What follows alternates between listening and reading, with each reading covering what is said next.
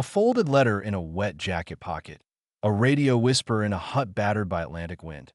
A misplaced convoy turning down a frozen road. World War II did not hinge on one giant lever, but on dozens of tiny hinges most people never see. Today, we're going to open those doors. Stay with me until the end, because the final twist isn't a battle or a bomb. It's a decision so quiet that it almost never made the history books, and it may have changed everything. Picture the English coast before dawn. Gulls suspended over black water. A sky that can't decide if it's night or morning. A fisherman hauls in his net and finds a body. Face pale, uniform soggy, a briefcase cuffed to his wrist. Inside, papers, maps, letters. The enemy reads them, believes them, moves troops. Weeks later, thousands of soldiers land where the enemy is weakest. Was the war tilted by a single, staged corpse drifting toward a beach? Or was that just the first whisper in a chorus of deceptions that fooled an empire? Now flip the globe. In the Pacific, a pilot squints through a canopy slick with sweat and salt. Below him, a dark shape, then two, then three. Carriers. He's low on fuel. The clock says turn back. He doesn't. He dives. Within minutes, flames claw the sky. How much of that moment was luck? How much was code breakers who connected scraps of radio chatter from half a world away? How much was discipline, the kind that keeps you on a vector when every instinct screams to go home? Let's rewind. Europe, 1941. Steel teeth bite into Russia's roads, chewing forward, then snapping. The plan says speed, the calendar says winter is late, the fuel gauge says stop. Leadership looks at a map and chooses a detour, a huge, glittering pocket of enemy troops to the south. 1 month. Then 2. The leaves go yellow, then brown. The mud deepens, the cold hardens, by the time the teeth reach. The capital, the wind has a knife in it. What is the price of 1 month? Can a single strategic detour echo so loudly that it becomes the difference between blitz and bog? Listen closely. You can hear the other hinges turning. A clerk with ink-stained fingers feeds a strip of paper into a machine and watches a river of nonsense become a sentence that can kill ships. A meteorologist in Western Ireland looks at a storm marching east and says, "Wait 1 day." A railway switchman in a Polish night pulls a lever, redirecting a train loaded with fuel away from the front four. Just a moment, a factory foreman in the Urals signs off on a tank with sloped armor and wide tracks. Ugly as sin and beautiful as survival. None of these people are the center of the story. All of them move the story. Let's talk about the hinge of misdirection. Imagine you're the enemy. Your spies, proud and precise, flood you with information. Maps, schedules, photographs. They all agree. The landing will be here. The landing will be here. The landing will be not there because the spies are. Ours because the letters were planted. Because a blown-up inflatable army stands glittering in the morning sun, tanks that are canvas, planes that are wood, radio operators chattering to no one. War at scale is theater. The best performance doesn't get applause. It gets silent from a gun that never fires. Now the hinge of material. Oil. Everyone loves to talk about tanks and planes, but tanks and planes are just shapes without fuel. Imagine a continent with arteries. And in those arteries, dark blood that keeps engines alive. Every refinery hit is a skipped heartbeat. Every pipeline cut is a hand on the throat. Armies don't die when soldiers fall. They die when trucks stop. Somewhere in the air, a navigator recalculates for crosswinds, a bombardier squints at a slit of moonlight, and a formation of bombers leans a few degrees toward a field of storage tanks. History is a steering wheel, the hinge of steel and snow. There's a myth that winter won the war. Winter doesn't win anything. It only tells you who forgot their coat. Logistics are not romantic. They are trains, depots, tires that don't crack, boots that don't freeze, barrels of oil that don't sludge. Somewhere behind the front, someone counted correctly. Somewhere else, someone didn't. And in that arithmetic of socks and shells, you can hear the creak of a door that will not open. The hinge of culture. Strategy isn't drawn in pencil. It's drawn in the stories leaders tell themselves. One leader believes that sheer will bends physics. Another believes the enemy is soft, decadent, incapable of suffering. Another believes the war can be won by a single decisive blow. Each belief locks a door. When reality knocks, belief tells it to come back later. But reality brings a battering ram. Before we pull the final hinge, let's peel back 3 moments that look like spectacle but are really systems doing what they were built to do and what they were built to hide. First, the code rooms. Imagine a wall of wiring, hot as a bakery oven. Young men and women move like a practice dance. Note, punch, feed, read, pass. Somewhere down that line, a repetition appears. A weather report, a ship's position, a stock phrase from an operator who ate the same breakfast every day and typed the same way. Human habit becomes a handle you can grab. Now imagine you're the admiral who thinks his messages are wrapped in unbreakable math, while the enemy is reading your plans like tomorrow's newspaper. What would you do differently if you knew someone else was in the room every time you spoke? Second, the lost fleet that isn't lost. The ocean is too big. The pilots are too late. The fuel is too low. Yet there they are, targets that appear not because fate is generous, but because reconnaissance, guesswork, weather, and a refusal to quit braided themselves into a rope that stretched across the air. We love to call it luck, but listen to the pilot breathe. Luck is when preparation collides with a gap and refuses to bounce off. Third, the city in ruins that still makes weapons. Bombers come, roofs fall, walls burn. Yet the machines keep turning. Why? Because the assembly line moved underground. Because the workers were evacuated with the bolts still warm in their hands. Because a nation unspooled itself eastward faster than the enemy could cut the thread. Strength isn't how hard you hit. It's how fast you reassemble the fist. Now the quiet hinge. Not a bomb. Not a blitz, a forecast. In a lonely hut on the edge of the Atlantic, barometers dip, wind screams, and the sky writes a message in pressure and cloud. A man with a pencil and a headache studies the curves and says, "Tomorrow is bad. The day after is slightly less bad. Not good, less bad." He takes this to a table of men ready to gamble thousands of lives on a tide and a moon. They want certainty. He offers probability. They take it. They move a day. And because they move a day, the enemy blinks the wrong way. Reinforcements sleep. Batteries are short of shells. An armored division is, by absurd coincidence, on an exercise inland. 1,000 variables wobble, and the wobble favors the side that trusted a pencil line across a storm. People think turning points sound like thunder. Often they sound like paper sliding across wood. If you've ever wondered why some battles feel inevitable, remember this. Inevitability is what we call a long list of small choices after they're finished. The hinge is humble. It's a sugar ration that keeps a worker on her feet for one more shift. It's a train schedule that allows a division to arrive 12 hours earlier than expected. It's a general who decides not to counterattack because he misreads a decoy. It's a colonel who ignores an order because his gut says the map is lying. It's a mechanic who double-checks a fuel line and prevents a catastrophe no one will ever hear about. And yes, sometimes, it's a letter in a dead man's pocket. So what was the real turning point of World War II? Was it a code cracked by people whose names were kept secret for decades? Was it 5 minutes over a blue ocean where courage and coincidence met? Was it the decision to divert an army for a prize glittering on a map? Or was it that one-day pause in a storm that let an armada thread a needle the size of coastline? Here's my answer. The real turning point is the realization that there isn't one. There are hundreds, and that truth is more terrifying and more hopeful than any single date, because if history is made of hinges, then people turn them. Ordinary people, clerks, pilots, farmers, radio operators, meteorologists with headaches, and yes, leaders who choose to listen. If you made it this far, tell me in the comments, which hinge do you think swung the war the most? The deception that fooled an empire? The 5-minute window over the Pacific? The winter that punished bad planning? Or the forecast that changed an invasion by a single day? Argue with me. Teach me something I missed. I read every comment, and I want to feature the sharpest takes in the next video. If this journey through hidden hinges pulled you in, tap like so more people see it, and subscribe for deeper dives into the tiny decisions that shape gigantic consequences.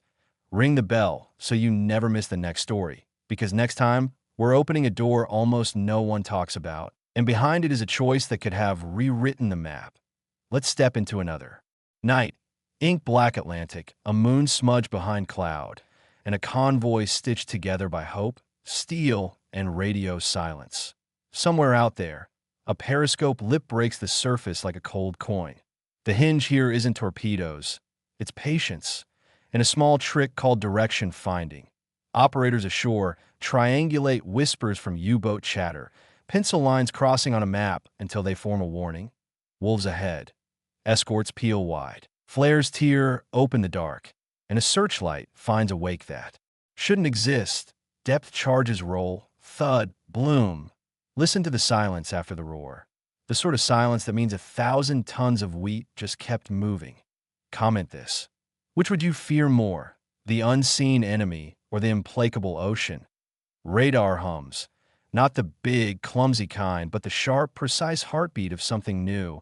A device the size of a teacup that turns night into noon. It rides in bombers, in patrol planes, on small ships that used to be blind.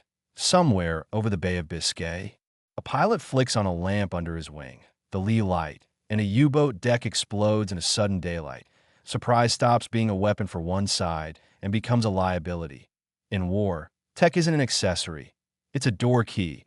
Have you ever held a gadget that made you feel like the future just arrived in your hands? Imagine feeling that at 200 knots, 10 meters above a Black Sea. Now shift to a factory floor where sparks fly like swarms of fireflies.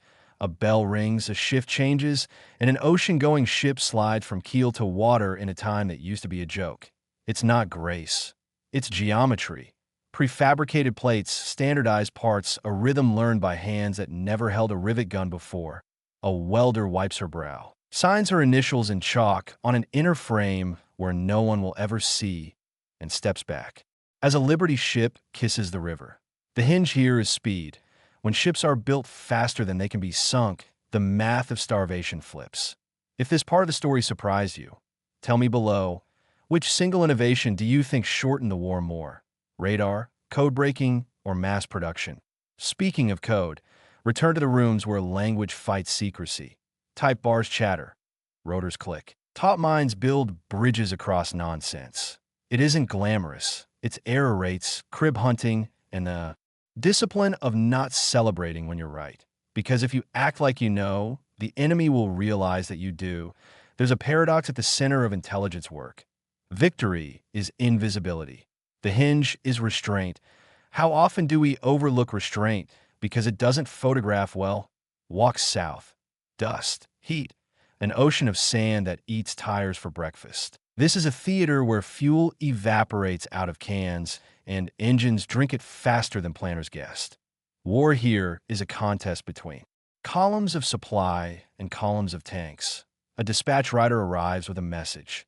Cancel the pursuit. Hold the line. Wait for the pipeline. It sounds like delay. It's actually survival. The best generals speak fluent logistics, and they don't always bark. Sometimes they say no more often than charge. Drop your take. Is a brilliant plan without fuel still brilliant? Or just a sketch? On a headland above a narrow sea, a monastery looks down at a river that has seen 1,000 years of war and prayer. The stone is ancient. The artillery is modern. Maps crinkle under fingertips. Routes snake through mountains, along a line that refuses to break. The hinge here isn't heroism. It's terrain, and a decision about what to preserve, what to risk, what to ruin. Under the smoke, civilians carry memories out of houses that won't stand by morning. In this theater, victory costs more than land. It costs silence where music used to be. Do you think commanders should ever choose culture over speed? Say why. Now a different kind of front. A laboratory that smells of alcohol and hot glass. A flask cools. A petri dish blooms with a mold that saves lives one vial at a time. Out there, metal tears flesh. In here, something greenish and ordinary does a quiet miracle. The hinge is scale, turning a lab trick into an industrial river, because a soldier who survives infection returns to the line, and an army that heals keeps its veterans' knowledge. Imagine the arithmetic of lives saved compounding into experience retained. What other soft hinge wins a hard war? Across an ocean, a committee meets behind a locked door and signs an agreement to send not just bullets, but blueprints. A little-known bundle of secrets crosses the Atlantic. Radar components, jet dreams, tiny tubes that sing in microwave frequencies. This is the hinge of sharing. Pride says hoard. Survival says copy, improve, iterate. Later, when heavy water plants and reactors whisper the possibility of power from the atom, secrecy returns like a shadow. Knowledge is a double-edged key. It opens victory and locks a box you can't unbuild. If history gave you one technology to accelerate and one to delay, which would you pick and why? Let's duck into a basement where a printing press sweats under a single bulb. A teenager feeds paper that says there's hope. A farmer out on a road lifts a plank and finds a radio wrapped in oilcloth. A woman memorizes a train schedule and passes it along at a market stall as if she's buying eggs. Resistance looks small until it isn't. Sabotage steals minutes from the enemy's day, and minutes become hours when repeated across a nation. That's the hinge of 1,000 pinpricks. A bridge isn't destroyed, it's misaligned. A switch isn't smashed, it's stuck. The enemy arrives on time but can't pass, and a regiment that should have reached the front by dusk is still waiting at dawn. Which kind of courage impresses you most?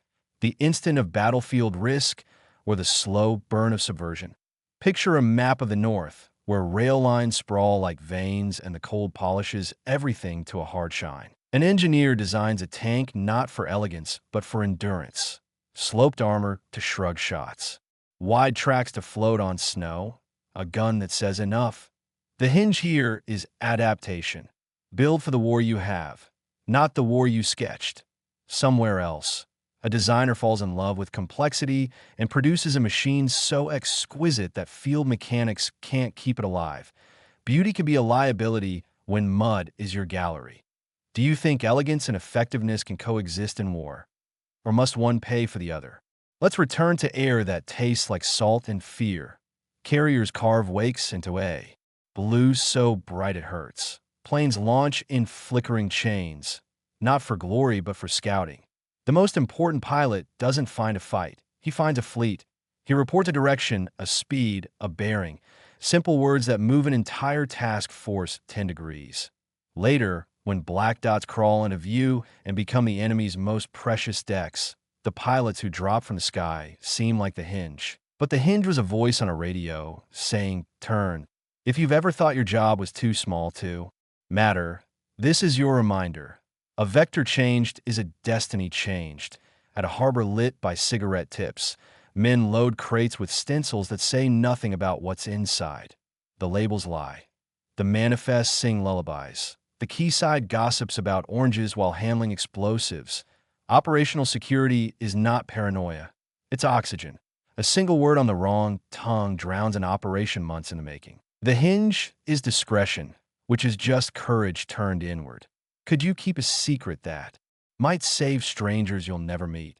Meanwhile, in a quiet office where the carpet muffles ambition, a phrase slips into a speech and changes the temperature of an entire war. Unconditional surrender. It stiffens backs on one side and stiffens spines on the other. Enemies who might have split hold hands a little longer. Allies who might have faltered commit a little harder. Words are levers. You don't always see the fulcrum, but you can feel the lift. What line from history? Just a line, do you think carried the heaviest weight? Let's talk about rubber. Not glamorous. Essential. Tires, gaskets, hoses. A nation cut off from plantations turns chemistry into rubber where trees do not grow. Factories cough up something that isn't quite as good, but is good enough. Good enough keeps trucks rolling. Good enough lands planes. Good enough is the hinge of persistence.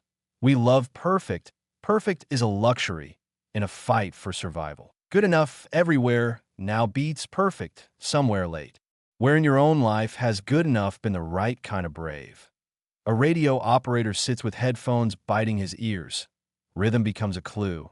The slight swagger of an enemy Morse key. The telltale pause before a familiar call sign.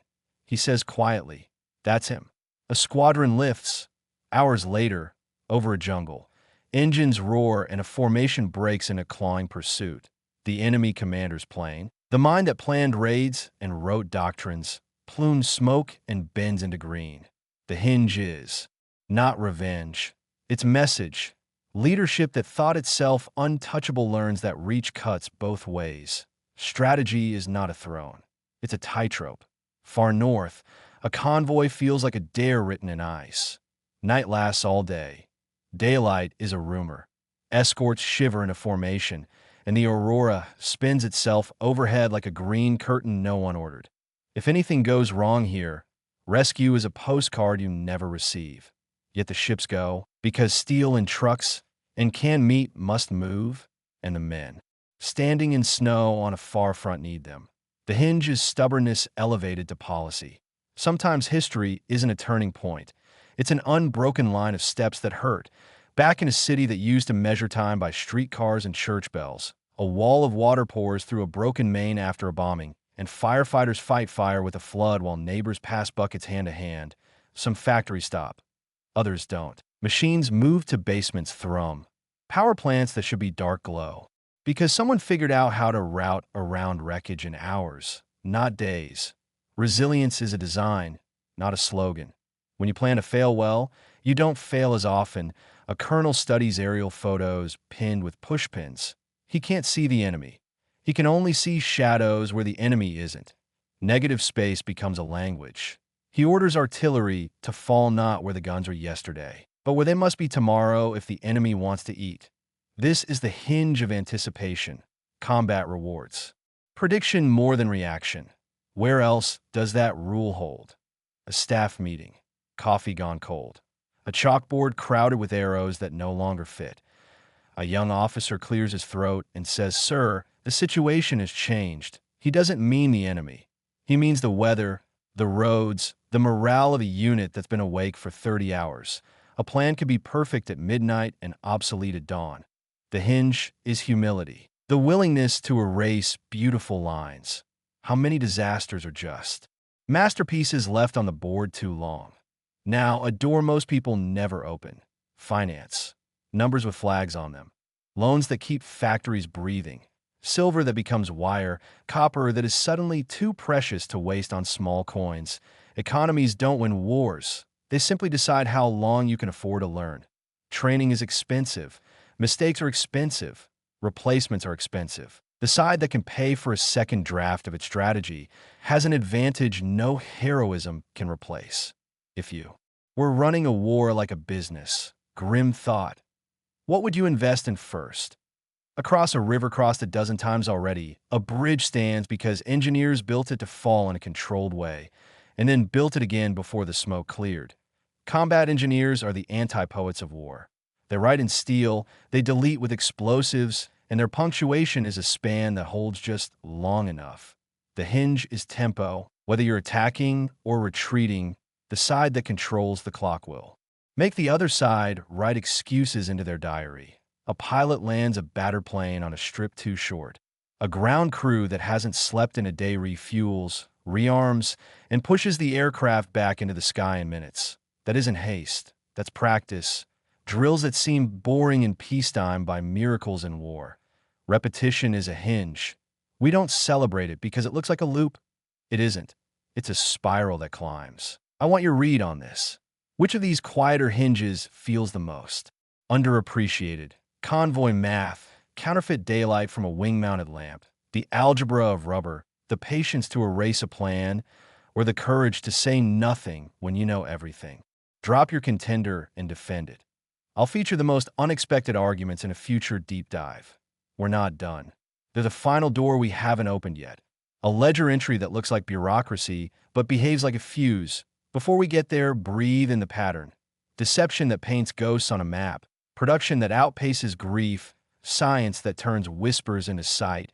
And choices, small, unphotogenic choices, multiplying into outcomes too big to fit on a headline. Hold that in your mind, because when we pull the last hinge, you'll see how a decision that never fired a shot could still echo through every battlefield we've walked tonight. Open the ledger, not the heroic kind bound in leather, but a gray stack you'd rather ignore. Columns, codes, little stamps that say NC3 deferred. Somewhere in those boxes, a nation decides what breathes and what starves. A factory requests copper for wire and gets told no.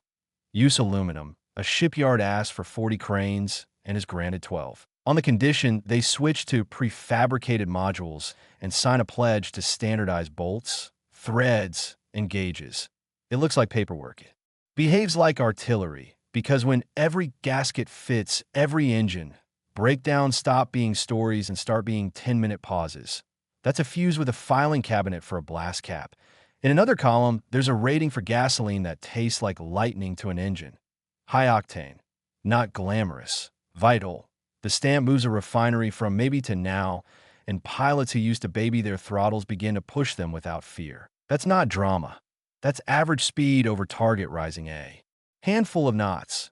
And a handful of knots means a bomber in the clear or in the flak. If this sounds boring, that's because the most explosive choices are often the ones that let other people be brave in ordinary ways. Down a corridor that smells like erasers and cigarette smoke. A quiet revolution of no. No more 16 variants of the same truck. No more decorative welds. No more bespoke tools for proud little differences. Build fewer kinds of things and build more of them. The first week, it feels like surrender. The 5th month, it feels like magic. Spare parts flow like rain instead of like riddles. Mechanics become wizards not because they know everything, but because they only need to know one version of everything. The hinge is monotony. The miracle is momentum. Shift theaters. A training base where dust hangs like a curtain and voices shred under sun. Recruits run, stumble, get up. It's not the obstacle course that matters. It's the clock. How many weeks from civilian to competent? How many hours in the air before a pilot stops thinking and starts knowing? There's a number written on a blackboard that isn't tactics, it's throughput. Increase it by 5% and you get a division months earlier. Decrease it and you get letters home. The hinge is cadence. War is a song. The side that keeps tempo writes the chorus. A coastal field in the middle of nowhere hums with generators.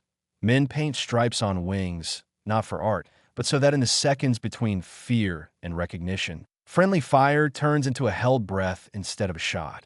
On a far ridge, a small metal box learns to hear something no ear can, a whisper from beacons beyond the horizon. Now planes can find blacked-out runways in weather that would have grounded them last year. Not a battle, not a victory parade, yet the line on a map thickens where it used to fray. Slide into a planning room where there are more erasers than pencils. Amphibious landings are not just courage and surf. They are rectangles on a chalkboard labeled with the ugly beauty of sequence. Tide, sand, slope. Surf, wire, mine, Wall Street. Someone taps the rectangle that says boats and rights. Not enough. The fix isn't pep talk. It's wood, steel, rubber, and the decision to accept ugly. If a wooden box with a ramp gets men to shore, build 10,000. Elegance can wait offshore. Survival likes a ramp that drops. Across a river at midnight, engineers inflate a bridge that didn't exist at sunset. Tanks purr across rubber like cats pretending not to be dangerous. This is future casting, building. For a disaster you haven't met yet. The next morning, the enemy shells where the bridge should have been. Smoke, holes, confusion. The column is already passed. Timing erases bravery and redraws it as foresight. In a city of stone cut by a river, a church that has survived a dozen wars hums because someone strung wire through the nave and hit a switchboard in the sacristy. Communications is not romance. It's not even language. It's the absence of lag. A commander who hears now and not a minute ago can do the one thing war rarely allows. Choose. The hinge here is the speed of truth. Now listen to a voice that rarely gets a microphone. The quartermaster. He wears a pencil behind his ear and looks at soldiers the way a farmer looks at clouds. Calculating. He thinks in miles of road, gallons of fuel, pounds per man per day, and how long a boot lives before it becomes a blister with laces. When he says, "We can advance 15 miles, not 20, he is not being timid. He is measuring the distance between audacity and disaster. Heroes run on rations. Rations run on rail. We keep praising decisions that shout. Let's praise one that whispers. A commander stares at a map of enticing objectives and circles a rail junction instead. It's not as famous as the city it feeds. Capture it, and their front starves, their tanks become bunkers, their retreat becomes rubble. Watch how a line that used to pulse with supply turns pale when the junction changes hands. You can feel exhaustion travel. In a forest that smells of sap and damp earth, a patrol stops, kneels, listens. Not for footsteps, for engines, the ground telegraphs. Mechanics further back have learned to lean mixtures, to nurse bearings, to speak kindly to machines that are too old for the miles demanded. War rewards kindness to inanimate things because inanimate things carry animate ones. Somewhere a driver lays a hand on a hood and says, "Come on, girl." The hinge is tenderness, which sounds absurd until you realize it keeps battalions from walking. Let's talk about fear, the institutional kind. An organization terrified of admitting error will keep the wrong plan alive long after the map has moved on. Somewhere, a colonel closes the door and says, "We were wrong." 3 words. An army turns. There is no medal for that sentence. There should be. The hinge is intellectual courage. In a theater of islands where jungle eats maps, diseases fight for a trophy no army wants. A small vial travels under armed guard because inside is not a bullet, but a barrier, a way to keep men on their feet in a place that wants them on their backs. The hinge is preventive medicine. The victory is hours not lost to fevers. The dividend is patrols that make it out and back instead of out and never. Soft power becomes hard when it's measured in patrol reports filed instead of funerals held. Back to the sea. Convoys used to be timid virgins of the ocean. Big, slow, hoping not to be noticed. Then a few minds twisted the rules. Aggressive escorts. Wolf pack hunting reversed and reflected. Instead of shrinking from contact, the defenders sprint toward it. The hinge is doctrine. Change the verb, avoid to hunt, and you change the numbers. Casualty curves bend when verbs do. A word on deception without costumes. Yes, there are inflatable tanks and actors on radios, but the oldest lie in war is also the best. Tell the truth very loudly about something you won't do. Build roads you won't use. Stock depots you won't visit. The enemy, being sensible, gears up for the sensible. And then a quiet beach that looked like a mistake becomes a mouth that swallows an army.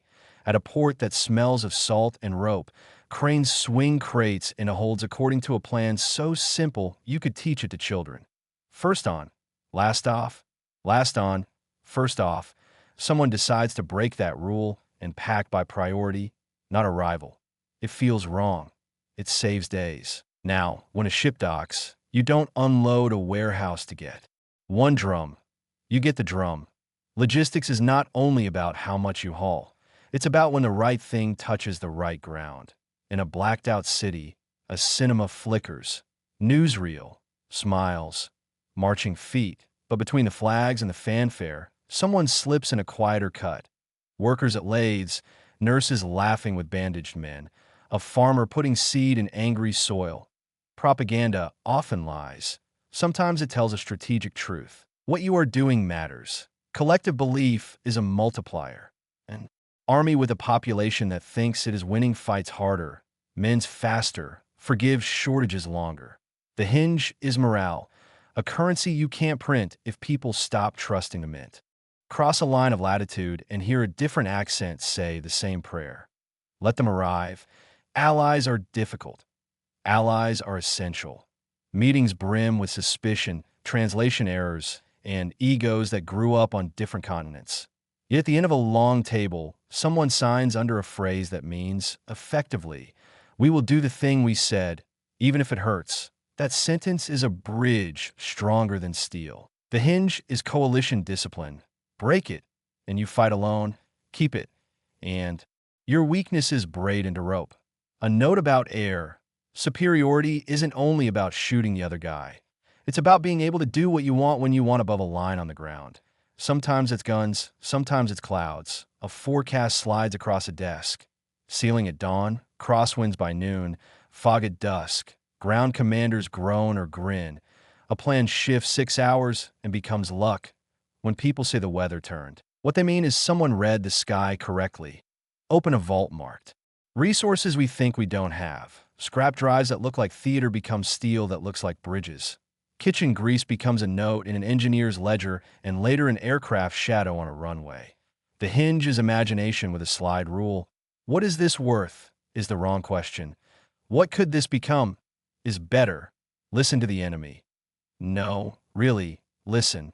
Not the content, the cadence. A radio net that used to be brisk grows sluggish. An operator who loved to flourish begins to cut. Corners, a headquarters issues messages at odd hours. Analysts in a room with stale coffee circle 3 notes and write 1 word. Tired. You cannot quantify it easily. You can exploit it immediately. Operations launch not just when tanks are ready, but when nerves are not. I promised a ledger with a fuse. We're close. First, 1 more corridor. In a small office that oversees a large ocean. A clerk assigns ships to routes with the boredom of a god. This freighter here, that tanker there, this fast. One alone, that slow one with friends. Each assignment is a bet with lives as chips. Then a pattern emerges. Ships of a certain speed, loaded a certain way, fail more often on a particular leg because the escorts can't quite keep pace. The fix isn't heroics, it's a scheduled change and a rule. No mixed-speed convoys on that leg, ever. The loss rate drops like a stone. No new ships, no new guns, just a new habit. That's not strategy on a mountaintop. That's grace in a spreadsheet. Now, the door. A committee meets with a problem no one wants to say out loud. Too many projects, too few hands. A chart on the wall looks like ivy choking a house. Research programs, prototypes, urgent improvements. Every box is a champion. Every champion is persuasive. A quiet vote cuts half the vines. Cancel beloveds. Kill darlings. Fund the boring. The money that used to be scattered becomes a river that actually moves a wheel. Months later, the front receives exactly 1 new weapon. Not glamorous, not perfect, but in numbers so indecent that the battlefield tilts. The hinge wasn't invention. It was subtraction. Tell me in the comments. Which of these boring miracles feels most explosive to you? The standard bolt, the painted stripe, the prioritized harbor crate, the no that made room for a decisive yes? Drop your reasoning, not just your pick. The top comment will anchor a mini-episode where we trace 1 small rule from paperwork to victory. We're almost ready to pull the fuse I promised at the start, a decision that never fired a shot yet echoed from factory floor to foxhole. Before we do, take a breath and look back at the path. Discipline that looks like dullness, cleverness that looks like common sense, restraint disguised as delay, and bravery that wears a clerk's cuff, the biggest hinge. Left is one you can't frame on a wall because when it worked, nothing dramatic happened. That's the point. Stay with me. The next door opens on a signature so routine that even the man who signed it didn't know he was setting time on fire. Here it is, the fuse. A pen scratches across paper on a calm day, turning a bill into a law with a name so dull that it slips past most people like a draft under a door. No parades, no sirens. Just a signature that says, in effect, if you are fighting, we will. Lend you time. Not money. Time. Time in the form of trucks that won't die in mud. Time as locomotives that pull cities across continents. Time as machine tools that teach raw metal to march. Time as tins of meat and sugar that turn hunger into another hour on the line. 1 pen stroke, and an ocean becomes a conveyor belt. Watch what that does. On a road that used to eat carts for breakfast, engines cough awake and turn columns of infantry into a river of mobility. Boots become wheels, soon turns into now. A commander on a distant front plans operations he couldn't even imagine last year because suddenly distance means something else. Speed has joined the army. In a factory that had been starving for bearings and belts, crates open like miracles. A lathe that would have taken months to arrive is already humming. A production line that used to stutter begins to sing. The men and women on that line are no braver than they were yesterday. They're just faster. Faster becomes stronger. Across a winter that wants to kill everyone equally, convoys arrive with things that don't care about ideology. Boots that keep toes, blankets that keep sleep, gasoline that keeps the morning from being a retreat. A soldier with warm hands shoots straighter, digs deeper, forgives 1 more order that hurts. Comfort doesn't make courage. It makes courage last. A railway foreman reads a manifest and blinks. There are rails in those crates. Rails, not slogans, not speeches, steel veins for a country. That needs a new circulatory system overnight. He dispatches crews with hammers, spikes, and an optimism so stubborn it might as well be a weapon. A month later, a train rolls where yesterday only hope could. Look at the map again. The places that were too far aren't. The places that were too slow aren't. A doctrine that relied on improvisation now leans on reliability. The hinge isn't more, it's in time. That signature didn't just move things, it moved calendars. Then come the side effects. The kind that never get headlines but always get results. Standard parts cross borders and make strangers into mechanics. A driver who's never seen this model before lifts a hood and says, "I know this." A field repair that would have taken a day takes an hour, and an hour means a bridge held, a flank that didn't collapse, a unit that arrived before the enemy expected them to even exist. Food arrives in colors that don't occur in nature, and morale surges anyway. A soldier who smiles at lunch fights better by dusk. Mail sacks grow fatter because logistics loves love letters. Hope is a payload no one lists, yet it lands. Even the ocean learns a new tempo. Convoys once thin as rumors fatten into certainty, escorted by ships stamped out of frames and plates like pastry. The wolves at sea can still bite, but now the herd bleeds less. Insurance companies would call it risk management. History calls it surviving to write the next chapter. Listen to what the signature silenced. It's silenced. Arguments in staff rooms about whether to try the bold plan or the sensible one. Suddenly both were possible because the trucks would be there either way. It silenced the despair that blooms when a battalion realizes the ammunition won't arrive. It silenced the bureaucratic hiss of pending and replaced it with the clank of doors opening on warehouses that smell like oil and possibilities.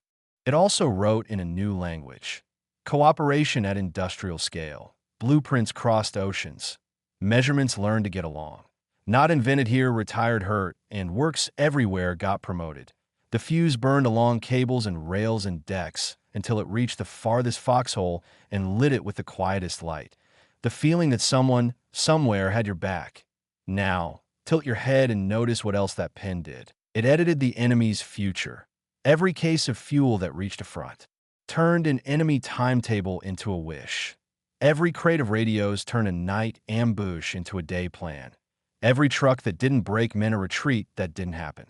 The signature stole tomorrow from one side and handed it to the other. And the ledger kept changing shape. Because once time becomes a commodity, smart people start trading it. A general trades 2 days of waiting for 1 hour of overwhelming. An engineer trades elegance for repairability and gains weeks of uptime. A quartermaster trades variety for volume and buys months of predictability. All of those trades cash out in the only currency war honors. The right unit in the right place at the right moment with enough to finish what it starts. Let's fold that fuse back into our other hinges. The forecast that delayed an armada by a day only mattered because the ships existed, fueled and crewed, and could wait without rotting the plan. The 5 minutes over blue water only mattered because there were carriers at sea with. Decks crowded by planes the factories could replace, and radio nets the warehouses could feed. The deception that fooled an empire only mattered because the fake army could look real, rubber, and was sculpted by industries that, had they needed to, could have built a real one twice as fast. And the boring miracles? They multiplied under the pen's protection. Standard bolts met standardized mines. Painted stripes on wings saved seconds that would have become friendly graves. A port that, loaded by priority, turned days into hours. Hours turned into ground gained before dusk. Doctrine changed verbs because logistics changed nouns. We're almost at the last hinge, the one I promised would feel wrong because it's so normal. A man at a desk signs a piece of paper that sets a priority not for guns, not for glory, but for a thing most soldiers never see. A schedule that dictates which ships carry what, in what order, to which ports on which days, and who gets to jump the queue when everything goes wrong. The document is dry as toast. It is, in effect, the metronome of a global orchestra. Without it, the horn sections improvise and the percussion arrives after the overture. With it, Thunder lands on cue. That metronome does not win a battle. It prevents you from losing 3. Under that metronome, something unexpected blooms. Trust. A commander who believes the next convoy will arrive does not hoard. He spins. He moves. He dares. Caution shrinks to its proper size. Boldness grows teeth. The front breathes in, not through clenched teeth, but with a rhythm you can plan to. Is it romantic? No. Is it decisive? Absolutely. A war is a puzzle that punishes improvisation and rewards coordination. The signature that turns chaos into cadence is a hinge because it makes everyone else's bravery count at face value instead of at a discount. Here's the part that almost never makes the history books. When cadence becomes culture, you stop noticing the miracles. You just notice what happens when they miss a beat. A bridge isn't there when it should have been. A depot is empty on the wrong morning. Suddenly you feel the floor tilt. That tilt is the negative space of the metronome. The outline of a decision so effective that its success looks like ordinary days. So, when people ask for the turning point, I give them a handful of hinges and a fuse that ran through all of them. A weather call in a hut. 5 minutes over an ocean. A detour that froze a dream. A signature that turned factories into time machines. A schedule that taught an empire to breathe in rhythm. Now it's your turn. Tell me in the comments if you had to pick one. Just one. Quiet choice that thundered the loudest, which would you choose and why?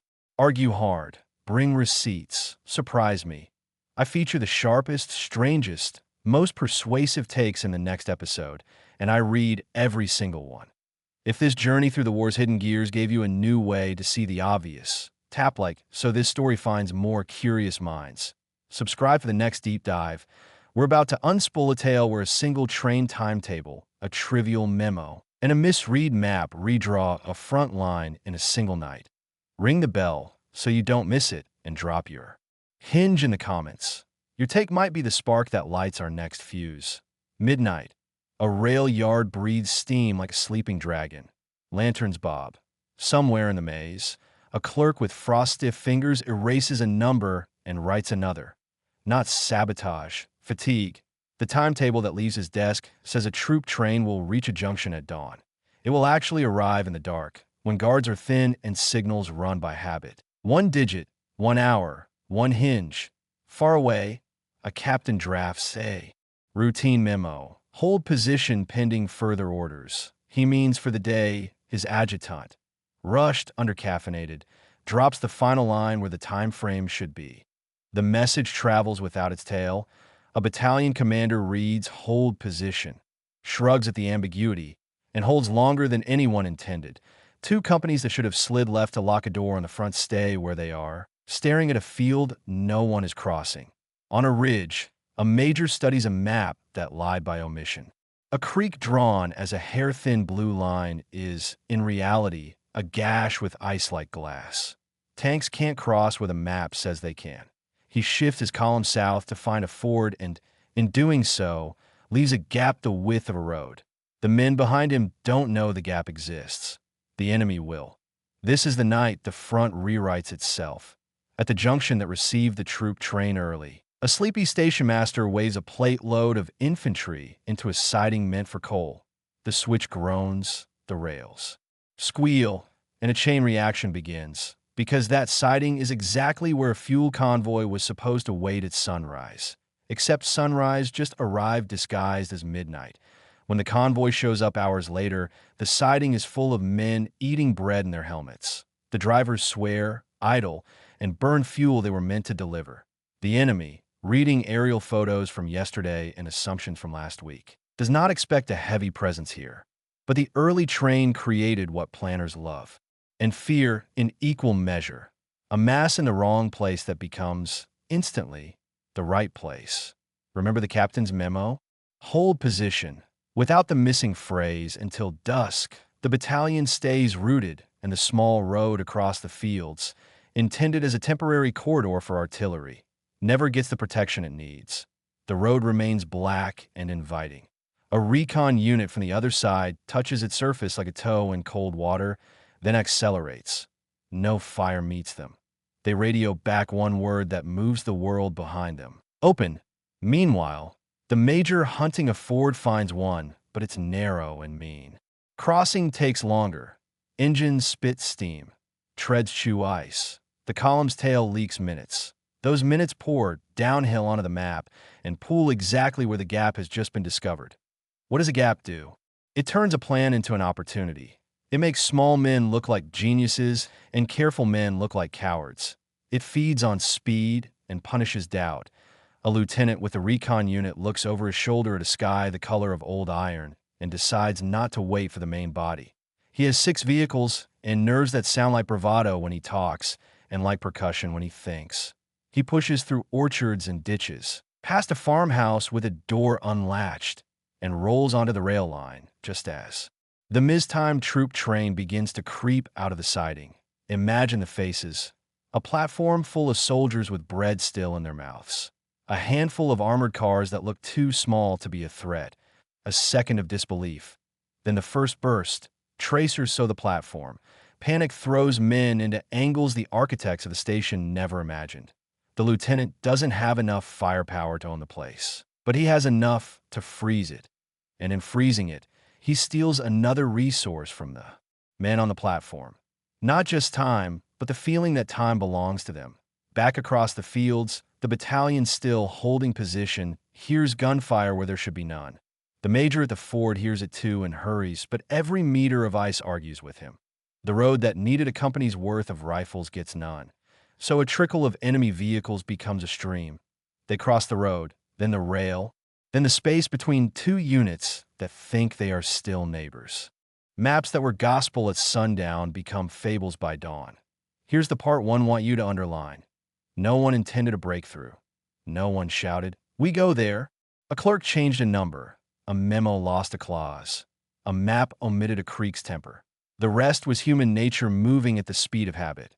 By noon, the consequences are geometric. A small town that should have stayed in the rear wakes up in the front. Its telephone switchboard blinks like a fever. A postmaster with courage no one will ever reward takes a pair of shears and cuts lines that would have become filters for panic. In the silence he creates, rumor runs slower. On a hill outside that town, a battery commander stares down an angle he didn't plan. His guns were supposed to fire south.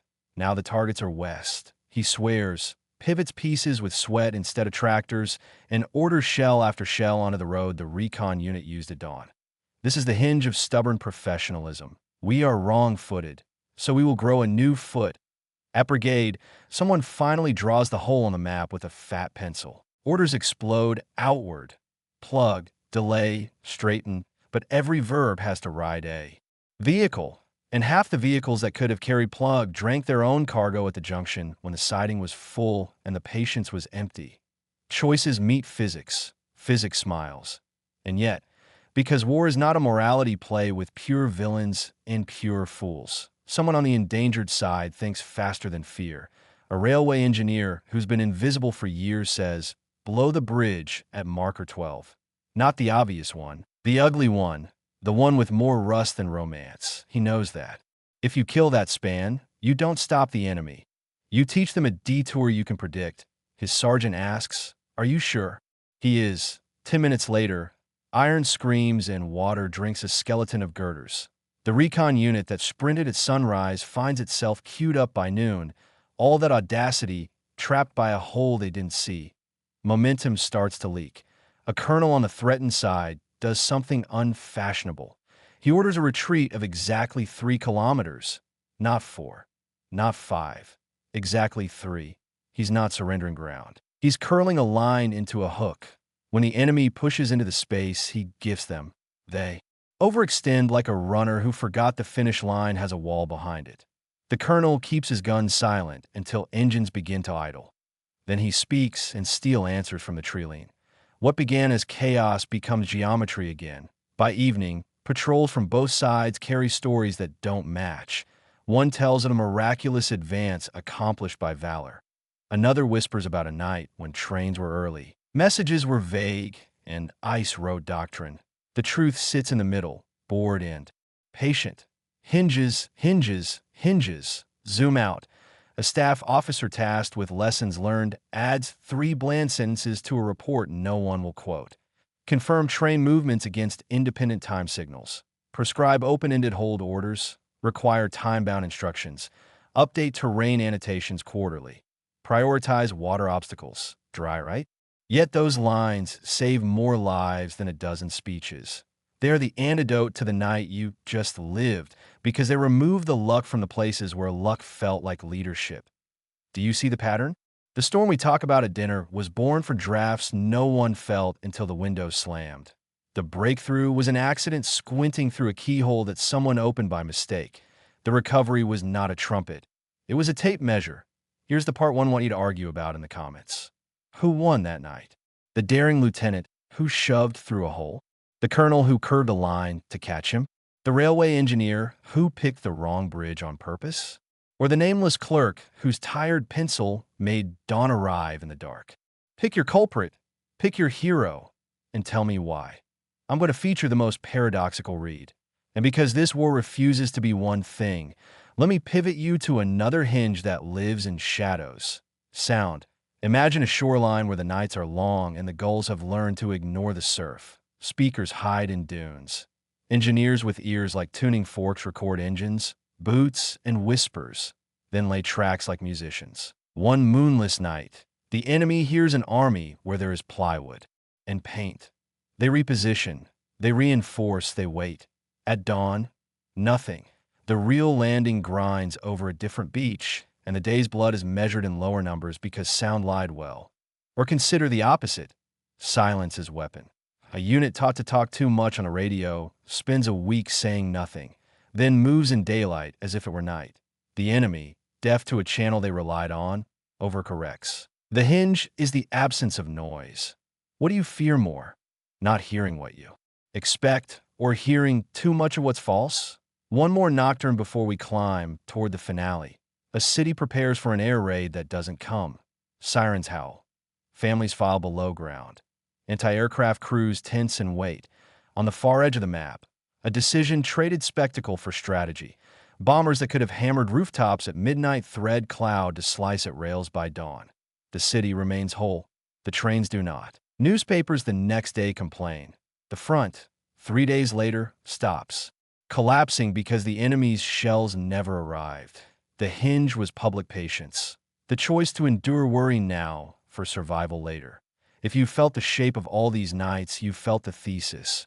History is not a parade of giants. It's a mosaic of small tiles that look like nothing until you step back. Keep stepping back with me because we're nearing the last door, a hinge so quiet it barely creaks, and yet whole months turned on it without knowing. When we open it, I want you to decide whether victory was a direction or a discipline. And I want you to tell me which one scares you more. Open the last door with me. Not to a bunker or a bridge, but to a rule, a small room, a locked safe, a folder stamped with a word that means, pretend you don't know this. Inside, radio traffic decoded into plain sentences that could steer ships away from torpedoes, planes away from flak, men away from their last morning. A colonel reads, jaw working, and then does the strangest, hardest thing a warrior can do. He says, stand down. Not because the target isn't real, not because the ambush isn't deadly, because if he saves them today for the obvious reason, the enemy will smell the reason. The source will die. Tomorrow's ambushes will hide deeper. Next month's invasion will walk blind. So he writes an order that hurts on purpose. No diversion. Somewhere a captain follows that order and pays a bill he never saw. Somewhere else, a pattern stays intact. The pattern is the point, that self-mutilation of mercy, choosing not to save a few so you can save many later, is a hinge so quiet it sounds like treason until you count. That's victory as discipline.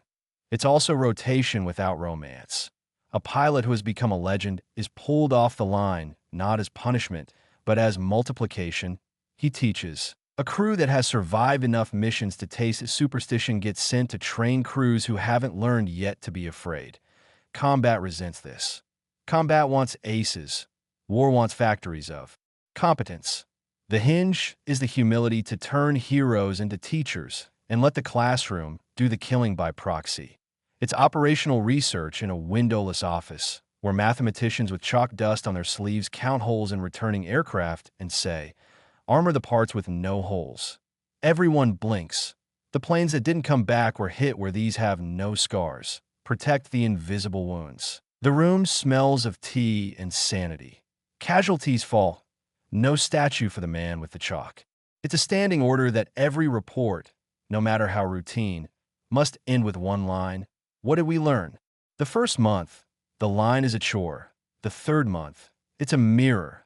The sixth, it's a rail you can hold in the dark. Units stop repeating the same mistake out of pride because the form doesn't care about pride. The hinge is paperwork that acts like evolution. It's mission command, the stubborn trust that says, here is the intent. You decide the how. On a ridge with failing radios, a captain reads that intent like scripture and disobeys an obsolete order to obey the purpose behind it. He isn't reckless, he is aligned.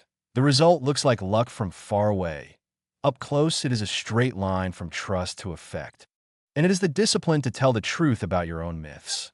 A general walks into a briefing certain that heavy bombers flying high will shatter a factory. A young analyst clears her throat and slides photographs across the table. Hits clustered in fields, decoys unburned, smoke obscuring aim. The room wants the myth.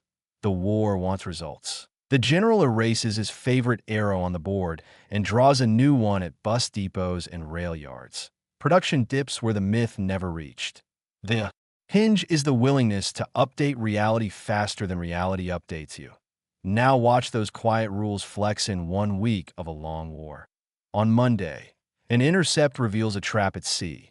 The code room says, we know because of the source you must never use. The admiral swallows. Instead of turning his convoy away, he orders a patrol to happen upon an enemy scout and chase it toward a different patch of ocean. The convoy's course change is now because of the contact. The trap closes on water that smells only of fish. The source lives. The ships live. The story holds. On Tuesday, a squadron loses 2 crews and wants revenge. The commander rotates his best man to the training wing that afternoon. The squadron calls it theft. 6 weeks later, 12 crews graduate hearing his voice in their fuel checks, their merges, their minds. The ledger pays. On Wednesday, a staff meeting moves a pin 6 inches because the chalk people proved a probability. The pin is a battery sight. The 6 inches means a blackout grid aligns with a radar's blind spot. A raid that would have lost 8 planes loses 2. No one writes a poem about 6 inches. On Thursday, a battalion holds a village until relieved. A storm grounds the relief. The company commanders look at their mission intent, delay, not die, and slip out through orchards before dawn, trading space for time exactly as the intent demanded. When the enemy arrives, they shell emptiness, then walk into a crossfire set on the next ridge. The colonel, who wrote the intent, sleeps badly, wakes, and finds his men alive where a stricter order would have turned them into names. On Friday, a harbor tries a new loading scheme drawn on the back of a menu. Priority pallets staged by map grid, not by arrival. A ship that used to linger for 3 days is leaving in 1. The men who work the cranes call it sorcery. The quartermaster calls it Friday. On Saturday, the code room bleeds again. A message outlines a raid on a city at midnight. The meteorologists say fog at sea, clear inland. Bombers don't go to the city. They go to the rails feeding the assault. Citizens, spared, complain that their sirens lied. A front line that would have bent by Tuesday doesn't. The sirens were wrong, turns quietly into the line held. On Sunday, a general visits a hospital and realizes his rotation policy saved a teacher he pulled from the front last month. The man on the pillow starts a sentence with, when I was training the new crews. The general goes back to headquarters and signs an order increasing instructor ratios. That afternoon, someone calls him a coward in a bar for not letting aces chase glory. That evening, the numbers begin to move. Discipline is boring until it saves your life. This, I think, is the hinge that turned months. The choice to make victory a rhythm instead of a moment. To accept that patience, restraint, rotation, measurement, and intent are not the garnish around courage. They are the recipe, direction. matters, but discipline keeps the compass truthful when the magnet of fear pulls the needle. So here's the question I promised you. Was World War II won because leaders knew where to go, or because they learned how to go every day without lying to themselves? If direction is destiny, discipline is duration. Which one scares you more? The wrong heading or the right heading with a cadence you can't keep? Drop your take in the comments. Argue with me. Tell me the one quiet rule you think thundered the loudest. Protect the source at any cost. Rotate aces into classrooms. Armor the places that show no scars. Write intent and trust adults. Or count holes until your favorite plan begs for deletion. I'll feature the most persuasive answers in our next deep dive. If this look into war's silent gears gave you a new lens on familiar battles, hit like so the algorithm knows this story matters. Subscribe for more hidden hinges from the Second World War, and ring the bell so you don't miss what's next. We're about to unpack a night when a few suitcases, a single photograph, and a rumor in a cafe redrew a map before anyone fired a shot. And before you go, tell me below, which discipline would you have the courage to keep when it hurts? Your answer might be the spark that lights our next episode. 3 suitcases, a single photograph, and a rumor poured into a coffee cup. Start with the suitcases, a neutral capital with rain-polished streets. Embassies pretending not to see one another. In a second-floor walk-up, a courier counts heartbeats and snaps latches shut. Inside each case, papers that look important, some that are. It's theater with props precise enough to pass an accountant's glare. One case lost on a train. One stolen in a taxi. One recovered after a dramatic scuffle in a market where everyone watches and no one intervenes. The goal isn't to hand the enemy facts. It's to feed them confidence. By midnight, 3 different desks in 3 different offices have the same wrong map. Confidence becomes consensus. Consensus becomes orders. Now the photograph. Not a masterpiece. Just a grainy shot of a coastline where a bridge wears scaffolding like a bandage. Analysts argue. Under repair or under construction? A note in the margin says estimated capacity. Limited. That adjective slithers across a planning table and coils around choice. Attack here, where the enemy can't reinforce quickly, but limited is a ghost. The bridge is healthier than it looks. The scaffolding is a disguise to keep bombers uninterested. One word on one photo tilts the compass of a corps. And the rumor in the cafe? 2 men sit near the window.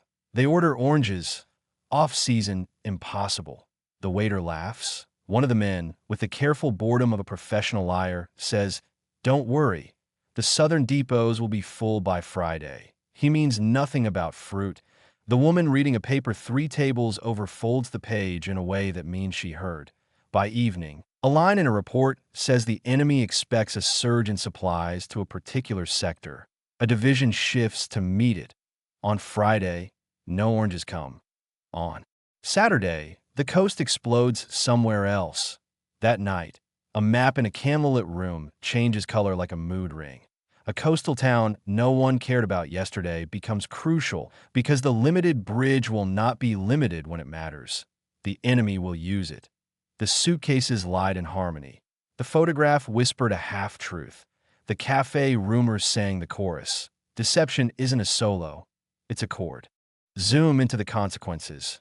A brigade that trained for cliffs and wire finds itself assaulting dunes and marsh. Their ladders are wrong. Their boots are wrong. Their doctrine, blessed for rocks, unblessed for mud, stumbles and learns in real time. They pay in seconds and inches. Both spin like blood. On the other side, defenders arrange for a thunderclap wake up to rain. They plan for heights, not for flat water that swallows sound and returns it in strange places when the first boats ground. Themselves in eelgrass instead of gravel. Everyone realizes the map will be written by whoever adapts faster. A young officer, new enough to carry both fear and zeal, throws away the checklist and writes a new one on his sleeve. He orders engineers to cut lanes through reeds with explosives meant for concrete. It looks ridiculous until it works. The impossible beach becomes merely difficult. Difficult is survivable. Meanwhile, that not-so-limited bridge begins to pump reinforcements like a heart without a murmur. The side that believed the photograph wastes hours treating a symptom that doesn't exist. When they finally decide the diagnosis was wrong, the operating theater has moved. That's the point. War rewards the truth you learn in time to act. It punishes the truth you confirm after it matters. Back in the neutral capital, a counterintelligence officer tallies the day's theater with a frown. The taxi theft went too clean. The market scuffle too dramatic. He writes a memo. They are playing us. His superior files it under resentful. Because no one gets promoted for shouting fire in a building made of damp stone. The show goes on. By the time the doubt climbs high enough to bite, the set has already been struck and shipped to another country. There's an almost unbearable irony here. The best lies were imperfections to look real. The best truths were imperfections because reality is messy. The audience, always us, chooses which mess to believe. Let's walk with the men who must live inside that choice. On a road lined with wind-bent trees, a convoy crawls, miles of steel stitched by headlights under blackout slits. The order says turn south at the fork. The fork is gone. A crater ate it. The lieutenant in the lead truck calls up the intent, not the arrow. Reach the river by dawn. South is a habit. East is a solution. He breaks the habit. He reaches the river. This is what discipline looks like when deception tries to turn your brain into a checklist. On a hill with a view of nothing but night, an artillery observer listens to silence and decides it is lying. Sound travels differently over marsh. He plots fire not where his ears say the enemy is, but where marsh math says shells should land. When dawn sketches silhouettes on the horizon, you can trace a line from his refusal to trust his senses to the gaps now appearing in a column that thought it was traveling unobserved. In a command post that smells of wet wool, a colonel burns an order he wrote 2 hours ago because the rumor about depots turned out to be scaffolding over nothing. He writes another with a smaller promise and a tighter timeline. His staff hates him for the whiplash. He will save lives for the same reason. We measure deception by how long it works. We should measure it by how fast someone stops clinging to it. Here's the hinge hidden in our trio. Suitcases, photo, rumor, redundancy, not just in lies, but in corrections, the side that runs 3 separate ways too. Verify the world will suffer fewer ambushes from their own assumptions. Aerial recon, human sources, and radio intercepts should disagree. When they finally converge, you've earned confidence. When they don't, you've earned caution. Wait is a tactic. So is ask again. Across the water, a small port with too few cranes executes a miracle of boredom. Pallets are pre-labeled by grid square and priority. A color system simple enough for exhaustion to remember. When the first craft docks, stevedores move like a song they wrote in rehearsal. Units fill on the pier, not the road. The road remains open. An hour saved at the pier becomes 10 miles gained on the sand. Logistics makes courage cheaper in bulk. Inland, a resistance cell receives a photograph inside a loaf of bread. It shows the limited bridge from a different angle. The scaffold is a costume, not a wound. They pass the image not to embassies, but to a farmer who moonlights as an artist who sometimes draws for a railway. Bulletin. The sketch appears 2 days later in a flyer no one reads, except a board captain who likes trains. He recognizes an arch not visible in the original intel and realizes what it means. The load rating is higher than reported. He calls a friend in artillery. A gun speaks. A span coughs dust. Reinforcements arrive with less swagger. Who saved lives there? The spy with the camera? The artist with the sketch? The captain with the hobby? Or the gun crew that believed a phone call instead of a file? Pick your hero, then admit the chain does the lifting. By evening, both sides claim the day. One points to a beach taken, the other to a bridge denied. Newspapers will print the nouns. The verbs live backstage. Improvise, update, corroborate, erase, try again. Now, come closer. This is the part your history class likely skipped. A small office with no windows runs a ledger of what the lies cost. Not to the enemy, to themselves. Every suitcase you lose builds an expectation in the enemy that will require a bigger theater next time. Every rumor that lands must be followed by 3 you let fail, or they'll stop biting. Every doctor photograph burns a source you'll need later. Deception is not free. It's a credit card with an interest rate measured in burned opportunities. Someone wise must say enough. The hinge is restraint, again, in the place where cleverness wants to binge. Meanwhile, discipline runs on the same fuel as deception. Trust. Units trust that intent gives them permission to maneuver. Staff trust that truth will be heard even when it insults yesterday. Leaders trust that restraint today buys reach tomorrow. Break anyone, and you start paying retail in catastrophe. Take a breath. What did the suitcases, photograph, and cafe teach us? That stories win battles. But only if your organization can stop loving yesterday's story when today's truth walks in without makeup. So let me hand you the mic. Which element of that trio do you think bent the map hardest?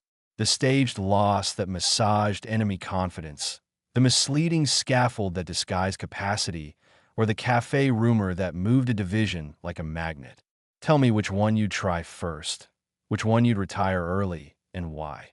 The sharpest takes go straight into our next deep dive. And because we're not finished, because this war is a cathedral of hinges, we're going to climb one more staircase. A day when a small town's loudspeaker, a misplaced fuel dump, and a local holiday collided to produce a victory no general planned and no poet fully understood. Stay with me. The bell you ring right now, make sure you don't miss the moment we step into that square and listen to a voice that wasn't supposed to matter, changing everything.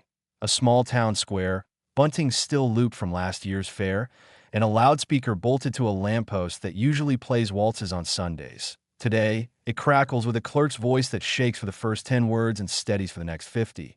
All residents remain indoors. Curfew advanced. Essential vehicles only. Routine almost. Except it's market day. The local holiday that turns carts into rivers and alleys into arguments. The announcement lands like rain on a hive. Doors close. Stalls fold. The square empties faster than a rumor can finish its sentence. Down the road, a column set to pass through at noon finds streets cleaned by obedience. No children chasing wheels. No goats. No vendors. No excuses. The hinge is friction. Missing. They glide where they would have crawled. The loudspeaker was meant to keep civilians safe. It becomes a force multiplier by accident. Now, tilt the camera too. Blocks south, to a school gym that smells of chalk and shoe polish. A harried quartermaster, short on warehouses and shorter on sleep, parked a fuel dump here at dawn. Drums stacked like metallic fruit behind the stage curtains. Misplaced? Absolutely. Catastrophic? Not yet. A scout on the other side catches a whiff that says more than the map. There's gasoline in the air where there should be gymnasium dust. He marks it, radios it, and is told to stand by. Standby becomes never mind when the column, gifted speed by the empty streets, clears the zone hours early. The gym remains a secret cathedral of volatility until a single tracer fired at a shadow that wasn't. Stitches a hot seam through canvas and tin. The explosion is less thunder, more inhalation followed by a red exhale that stains the sky. The town's windows flinch. The column, the next district, sees a bloom they don't understand and accelerates as if outrunning a weather front. The fuel dump was the mistake. The timing turned it into misdirection, painting a target the enemy chases while the real prize slips past, quiet as contrition. Layer the holiday on top. A procession, postponed but not canceled, proceeds anyway 3 villages over. A brass band, a saint carried on shoulders, streamers, church bells ringing on a schedule nobody told the war about. The enemy, listening for artillery and motors, hears rhythm, not engines. A cautious battalion waits because caution has kept it alive. They let the noise pass. Hidden behind that noise, using it like a cloak, a company with orders to cut a road slides into a position that will make all the difference at dusk. When the bells stop, the ambush begins. Faith, noise, and habit. Braided by accident into a gift for the side bold enough to unwrap it. Every victory here tastes accidental. It isn't. It's appetite for the chance that walks in wearing the wrong uniform. By mid-afternoon, the town square's loudspeaker speaks again. All clear by order of the name fuzzes out. Radios nearby crackle with updates that disagree. A captain looks at the only thing that doesn't lie, his watch. He splits his force, not by doctrine, by streets. Left-hand alleys get light infantry, right-hand boulevards get trucks and guns. Not elegant. Perfect for a place that just turned itself into a chessboard of one-way moves. Up on the ridge, a man with headphones feels the explosion from the gym as a distant slap. Then hears something new. Engines grumbling at a frequency that means heavy traffic over a bridge not on his target list. He doesn't report the noise. He reports the math. Sustained load on timbers to the west. His battery pivots again, killing not a crossroads, not a unit. Killing the idea that the enemy can pass in numbers. Villagers listening from cellars will remember the day as a roar and a rumor. On the map, the day is an equation solved with punctuality. At dusk, two narratives run in parallel and argue with the same facts. One, we were swift, we were lucky, we threaded a gap that chaos offered. The loudspeaker emptied the streets. The fuel dump drew fire. The holiday hit us. We seized a gift.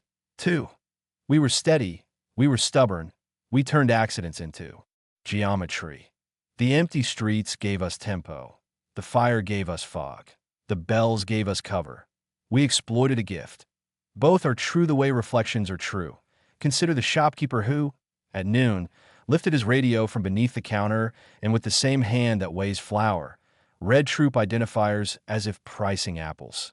His voice traveled to ears that needed confirmation more than color. Consider the sexton who delayed the bells by 10 minutes because the choir's bus was late, and in doing so, slid an ambush window over a road like a lid over a pot.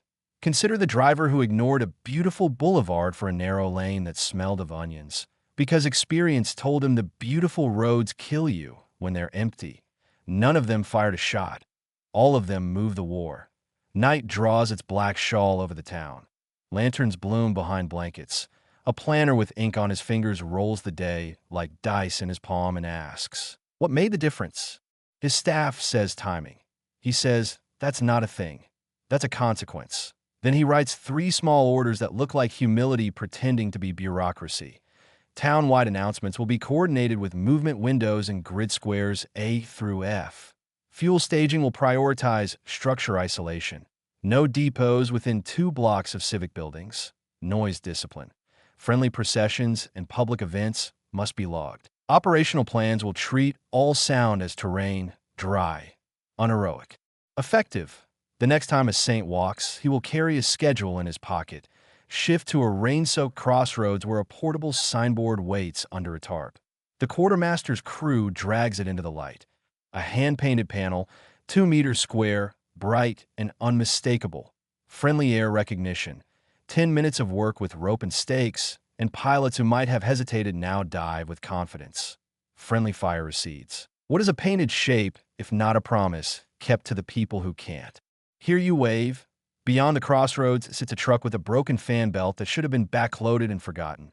Instead, a mechanic with a mouth full of nails changes the belt in 4 minutes because every truck in the theater sings the same note. Standardization again, humming as a hymn. In the distance, a rail line curves like a drawn breath. The gauge shifts at the border. It always has. Today, doesn't matter. Someone finally hauled conversion kits in advance and stacked them. Where customs used to live, crews fall on the rails with wrenches and mallets.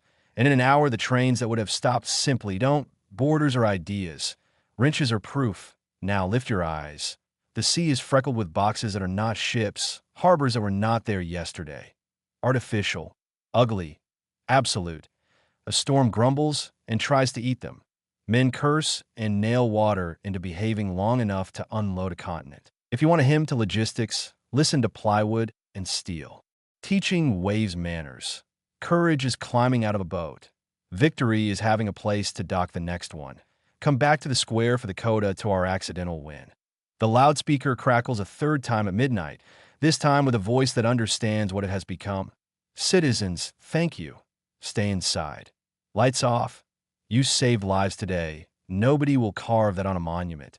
It belongs to the same anonymous aisle as. No mixed-speed convoys and armor the unscarred places. Yet hear how. It ties the day together. Obedience as tactics, habit as amplifier, small courtesies as the scaffolding of survival. Here's the part one I want you to wrestle with in the comments. Was the day won by the people who planned, the people who improvised, or the people who simply behaved? If you had to spend your scarce courage on one habit, planning, adapting, or obeying, which would you fund first? I'll feature the sharpest argument, especially if it makes me rethink that loudspeaker. We're close to the end, but not to closure. There's one last hinge I owe you, the one that hides in plain sight and decides, more than heroism does, whether tomorrow arrives with your flag still flying. Replacement. Not of tanks, of people. The policy that decides who rests, who returns, who rotates out before superstition starts calling itself invincibility. It looks like mercy. It is strategy. And it is the doorway through which every other hinge walks, because without it, cadence breaks, discipline frays, and luck starts calling the shots. Walk with me one last time, and when we get there, I want you to ask yourself out loud, do I believe in victory as a single blaze, or as a hearth kept alive by 1,000 quiet hands? Then tell me. I'm listening, and the next story is already warming on that fire. Replacement. Not of machines, of minds, bones, and breath. A policy with a pulse. Midnight at a depot strung with bare bulbs. Cots lined in rows. Chalkboards with arrows. Men whose gear still smells like cardboard sit beside men whose sleeves remember yesterday. A clerk pins paper to lapels. Unit grid, route. He is not deciding who lives. He is deciding who belongs. And belonging is the hinge between new and useful. Outside, trucks idle like patient animals. Inside, a sergeant with a voice made of gravel tells a circle of strangers, "You will not be strangers by dawn." Here's how we do things where you're going. He doesn't teach bravery. He teaches the size of a mess kit, the sound of their captain's cough, the joke that unlocks a radio operator. Cohesion is a small god fed by rituals. Across the front, a unit that's been awake 2 long marches as if the road were a treadmill. Their boots aren't worn out. Their sentences are, fatigue rewrites orders into rumors. A lieutenant who never forgot a map forgets a left. The column bumps into itself and mutters apologies nobody hears. This is why replacement is strategy. Rest and refit are not luxuries. They are repairs to the instrument that plays your doctrine. Some armies rotate people. Others rotate whole units. Each choice buys one kind of strength and sells another. Individual replacement stitches a torn sleeve while the shirt keeps working, but the stitch is green thread, bright against the old fabric, and it takes time to fade in. Unit rotation pulls the shirt off the line and gives it back whole, but the hanger sways and the gap shows on the map. Pick your hinge. Cohesion now, with a pause. Or continuity, always with seams. Walk into a rest area. That pretends to be a village. Hot water. A medic who says sleep is medicine. A chaplain who learned to write letters for hands that shake. A woman playing a piano with 3 keys that stick. Showers turn men back into themselves. Laundry turns uniforms back into tools instead of flags for the enemy's nose. Someone finds a book with a press flower. He puts it back. He has the superstition to believe in small luck. Down the road, a replacement column stops at a crossroads where a corporal, veteran of exactly enough disasters, teaches the 2-minute course in staying alive. Helmet straps tight, chin up so shrapnel finds steel not skin. Dig your hole as if you plan to be happy in it. And if you hear your name from a voice that sounds too perfect, don't answer. He calls it orientation. It's really inheritance. The lessons some paid for so others don't have to. In a tent that doubles as a classroom, a pilot with sunburned eyes points at a chalk drawing of a merge and says, quietly, "You will want to chase, do not chase. They will bait the turn. Count to 2. Then roll. He flew yesterday. He will instruct tomorrow. Rotation. Again. Stealing glamour to buy multiplication. Aces win duels. Instructors win wars. Now the other side of the ledger. What happens when replacement is arithmetic instead of attention? Green men arrive at midnight in rain, handed to a squad that lost its song in the morning. No names, no jokes, no ritual. At dawn they move. The new men don't know where. The old men keep their courage. They don't know who curses before shooting and who goes quiet. In the first fight, someone hesitates because he doesn't yet trust the voice that shouted down to mean live. 2 seconds, 2 bodies. Replacement done badly turns probability into prophecy. But when it's done right, replacement is choreography. A platoon sergeant meets the truck, steals 10 minutes for coffee, and makes introductions like a head waiter. This is Ellis. He hears mortars before God. This is Ramos. If he takes your place on watch, say thank you and go sleep. This is Sue. If you hand him a radio, your problem stops being your problem. He assigns foxholes by temperament as much as by terrain. He has learned that personalities are logistics. Casualty evacuation is part of replacement, too. Leaving is a link in staying, a path to the rear that's clean, predictable, and kind. Morphine, bandage, blanket, names, tells the living that if they fall, they will be carried with dignity. That belief keeps more men standing than any speech. In another tent, a quiet doctor discovers that hot tea, sleep, and a day without shelling can bring a 1,000-yard stare back to arm's length. Call it battle fatigue. Call it nerves. Call it the mind finishing a job the body can't. Whatever the label, the hinge is mercy institutionalized. You don't fix an army by shaming its tremors. Across an airfield, a chalkboard lists missions flown. A column marks tour complete like sunrise. Ticks a window. Limits aren't kindness. They're cadence. If you promise men that a number earns them a ticket out, and then you keep that promise, you buy their best self on mission 19 because they trust you exist on mission 20. Break the promise, and the math rots morale like sugar on a tooth. Postal sacks arrive, and suddenly the depot is a chapel. Letters replace orders for an hour. Replacement isn't only bodies moving forward. It's voices moving backward. A man who reads, "I'm proud of you," fights better than a man who reads, "We haven't heard from you." A command that budgets shipping space for mail is choosing to ship courage. Here's a hinge made of paperwork and courage. Compassionate leave. A commander who lets a man bury his father buys back 10 quieter, deadlier patrols from a heart that would otherwise be elsewhere. War is a thief. Policy can redeposit what it steals. And another hinge with edges. Penal units. Redemption through risk. Some armies send the punished too. The front's hardest corners with a promise of clean slates measured in miles taken. Sometimes it works. Sometimes it wastes. The lesson isn't the romance of absolution. It's the economy of experience. When you throw away people, you throw away what they learned. Replacement that redeems is cheaper than replacement that discards. Note the supply chain wrapped around replacement like a tourniquet. Boots in the right size. Rifles zeroed. Rations palatable. Vaccines current. It's heroic to say go. It's leadership to say be ready. Replacement without readiness is exile in uniform. Zoom into a single day to watch the policy breathe. Morning, a battalion rotates off the line as the sun finds its bayonets. They hand over not just trenches but routines. We boil water at this hour. We listen here. We fire there only if we want them to think we're asleep. The incoming men don't just inherit ground. They inherit a rhythm. Noon, a convoy pulls into a grove. The rest plan says eat, sleep, letters, no tasks. A major tries to assign extra training anyway. The colonel stops him with a sentence that ought to be carved in stone. Rest is training. Exhaustion is desertion by stealth. The major sulks. The men sleep like money being saved. Dusk. Replacements join a company that just lost 2 leaders. The captain doesn't promote his loudest sergeant. He promotes the one who knows everyone's sister's name. He understands that tonight leadership is memory, not volume. Midnight. Artillery unit with crews at the end of their rope is told to stand down for 24 hours. Another battery covers their sector with a plan called crossed fingers. At 3 o'clock, a counterattack probes the gap and finds an illusion.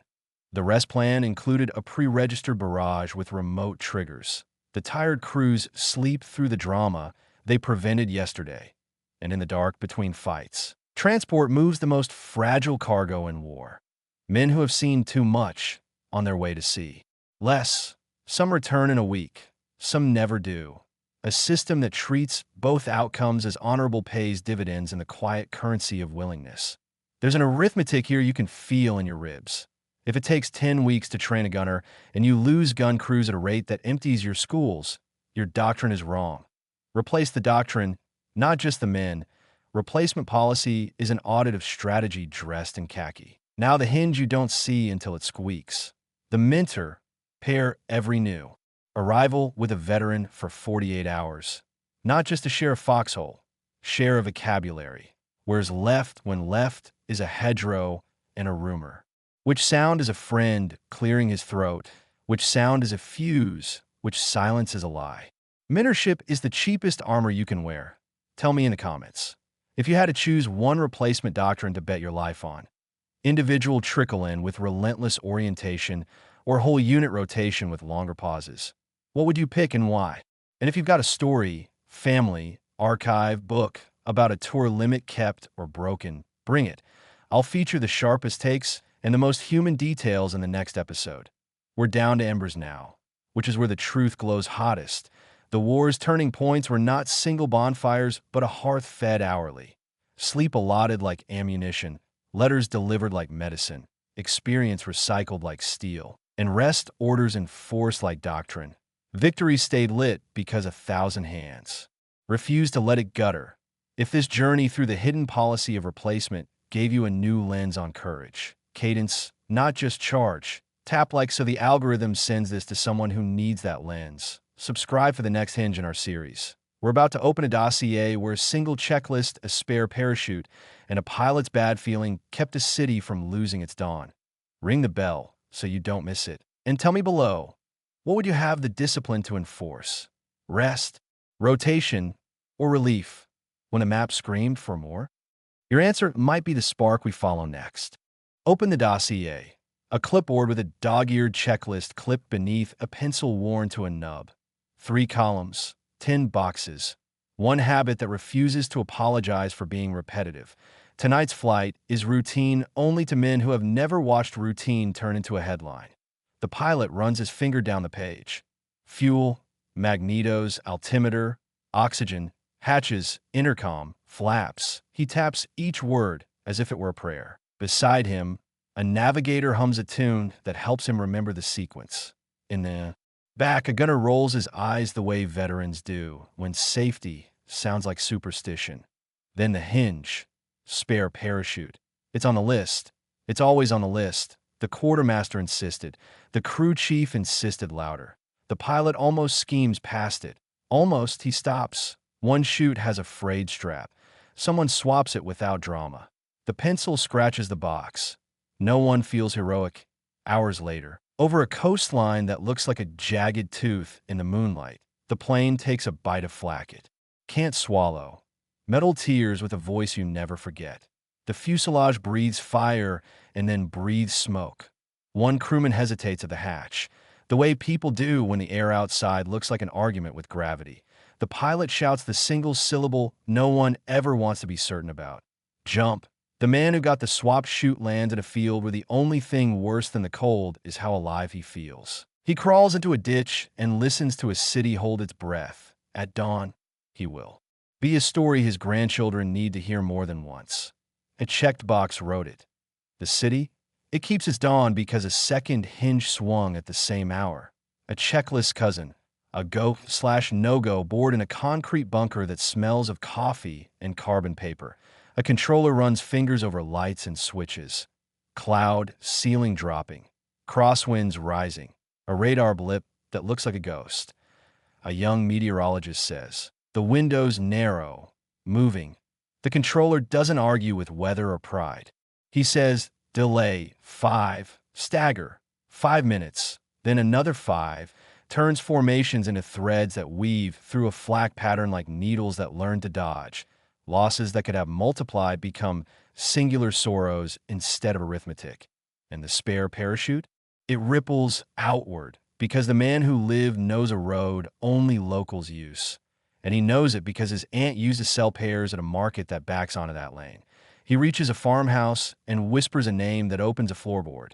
By midnight, he has passed a message to a priest who passes it to a woman who passes it to a boy with the legs to outrun a rumor. At dawn, an AA battery that was meant to pivot toward the harbor is still looking at a hill where nothing happens. The harbor breathes. A convoy slips past with injuries instead of wounds. Hold on to that clipboard. Checklists are not rituals. They are memory externalized. They catch the things humans drop when adrenaline edits the world. Now the pilot's bad feeling. Not fear. Not drama. A hum in the bones that experience sometimes tunes like a radio.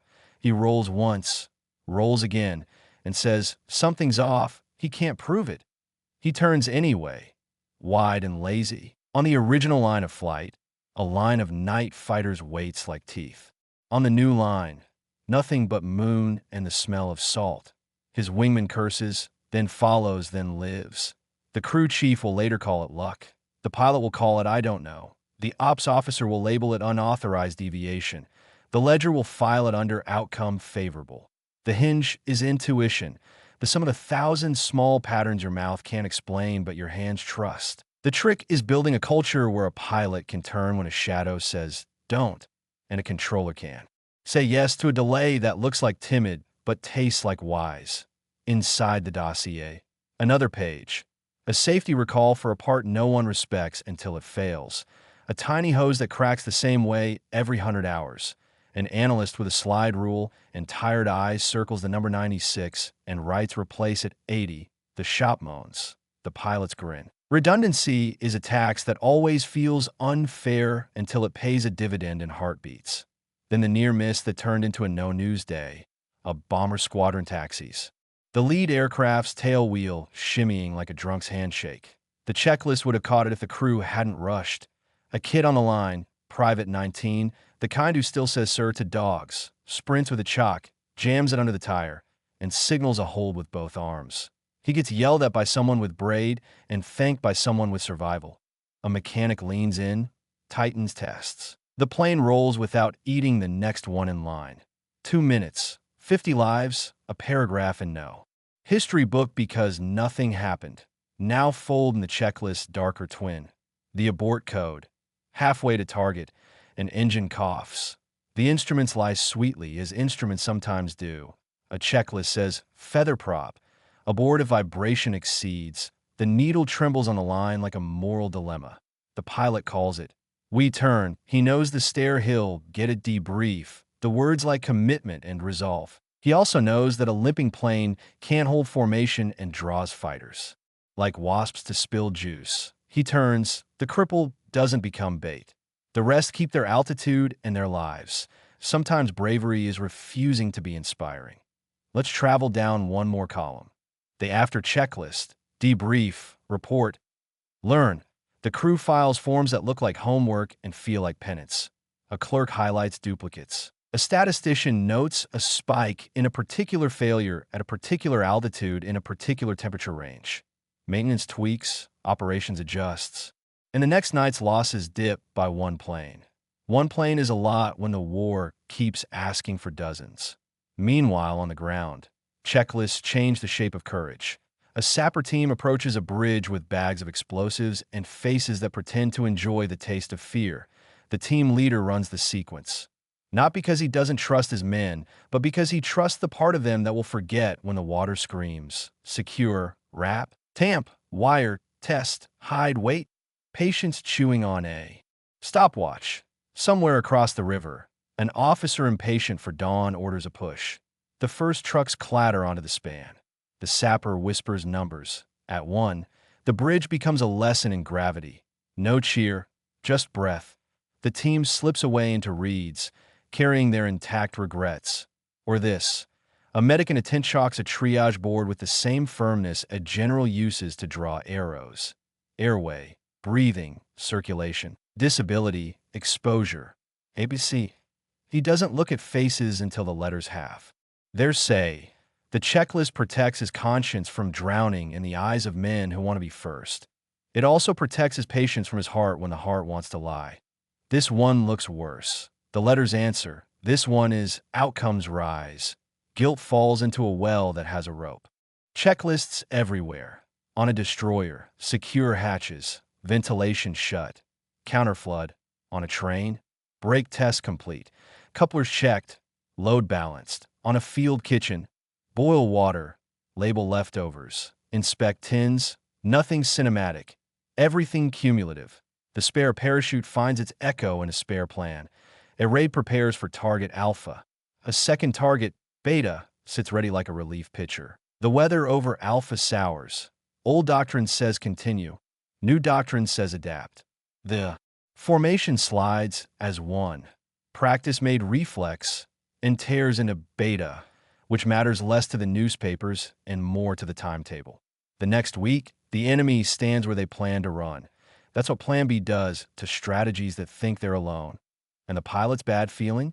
The dossier includes a page titled Encouraged Deviations. It lists 3 scenarios where instinct beats instruction and gives a captain cover to choose the cloud over the clear if clear smells wrong.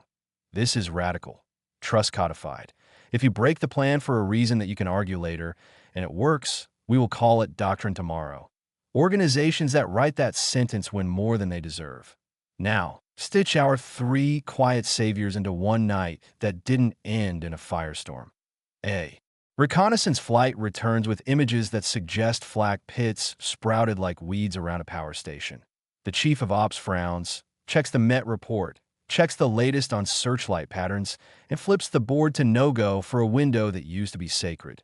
The fighters waiting for shadows get shadows. The bombers get sleep. Nobody applauds sleep. In the morning, a decoded message reveals that the enemy chose that night to move reserves through the very corridor the bombers would have. Flown, the no-go saved fuel, lives, and a dozen widowhoods. The checklist won the argument against temptation. By dawn, the spare parachute is a story. The aborted mission is a statistic. The detour is a line drawn slightly off the old one. None of it makes the poster. All of it makes the war less hungry. Argue with me in the comments. Which of these quiet guardians would you enshrine if you could only pick one? The checklist that catches what adrenaline drops, the abort code that prevents you from being brave in the wrong way, or the institutional permission to trust trained instinct. Tell me where you'd put your faith when the sky is loud and the map is lying. I'll feature the most convincing, even if it insults my favorite ritual. And if this slow burn tour through WW2's hidden hinges made of paper, pencil, and the courage to be boring, gave you a new way to hear the word discipline, hit like so this reaches more curious minds. Subscribe to the channel for the next chapter. We're about to crack open a tale where a bridge of smoke, a convoy of decoys, and a river that forgot how to freeze changed the size of a continent. Ring the bell so you don't miss it. Then drop your take below. What's the smallest checklist box that, in your opinion, saved the largest number of lives? Your comment might be the spark we follow next.